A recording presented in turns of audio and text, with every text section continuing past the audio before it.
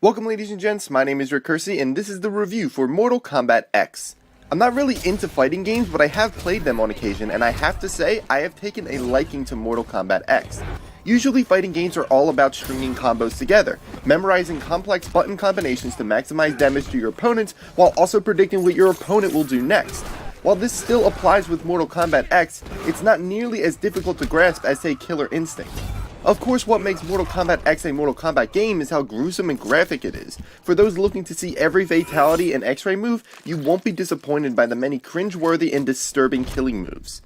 The combat sits at the center of this game as it should. You have your basic attacks, combos that you can string together, special moves, finishers, and other ways of inflicting damage to your opponent.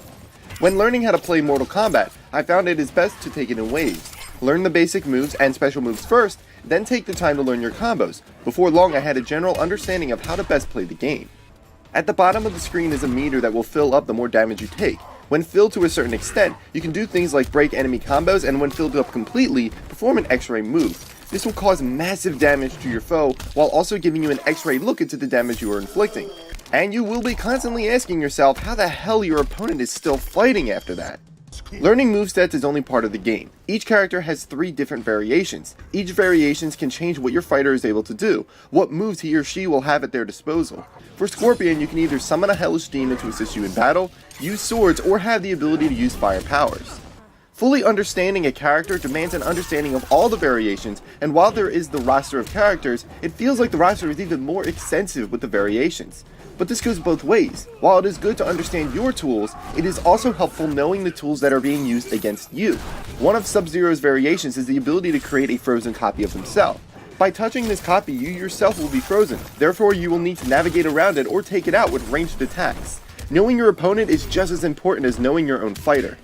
This of course carries over into the multiplayer as you pit yourself against enemy players. After making an effort to understand the game and how it is best played, I still continue to have tremendous amounts of fun fighting with other players online. But the multiplayer isn't flawless. At times I'll spend more time than I would like searching for an opponent, and lag can be a crippling factor in a fight. Without a solid internet connection, you won't be winning any fights. In addition to the online gameplay, there is also the crypt where you can explore and unlock new things like fatalities, costumes, and concept art. As you explore this crypt, you will encounter things like tombstones or webbed up corpses, and will have to spend coins to unlock the rewards inside. But there is also a sort of puzzle element in this mode. You'll have to pull certain levers in a specific order, find hidden items to unlock new areas. It felt like another game inside of a fighting game, and it's just more to do. You can play in the Towers mode where you either fight against an endless amount of opponents until you fail, fight up to 10 opponents, or fight opponents with different challenges involved for every fight.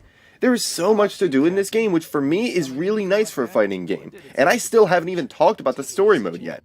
When starting up the game, you will be asked to join a faction. When joining the faction, every fight you win and challenges you complete will help your faction in the faction war. When your faction wins a war, you will earn bonuses before the next war starts again. Honestly, this was something I felt was nice to have in, but I forgot it was even there after a while. Now for the game's story mode, which was surprisingly good. The story is about an evil god named Shinnok trying to return to Earth and basically take it over. The game starts with the initial sealing of Shinnok before jumping forward 20 years. A lot of the old cast is much older and even have children of their own who are now part of the new cast. Cassie Cage, daughter of Sonya Blade and Johnny Cage, Jackie Briggs, daughter of Jax, Takashi, son of Kenshi, who is trained by Scorpion, and Kung Jin, a former thief. To me, it felt like Mortal Kombat X was in a way a passing of the torch from the old cast to the new, passing it along to a new generation. While I doubt certain members of the old cast will be gone from future games, I have a feeling that these younger fighters we will be seeing more of. The story mode is divided up into chapters, and each chapter has you in control of a new character that will take on 4 opponents, and at times you will have to partake in quick-time events. While I'm not upset that they were present, I didn't exactly feel like they were necessary. In the end, I had a blast with Mortal Kombat X. As the first fighting game I really decided to sink my teeth into, I wasn't disappointed. It's gruesome, gory, and easy to pick up and learn. It has enough different game modes to keep me engaged, and of course has a replayability value. Upon writing this review, I came to realize that I didn't have very many negatives to say about the game. I found Mortal Kombat X to be great, but that's coming from a player new to the fighting game scene. Thank you guys for watching, and I will see you next time.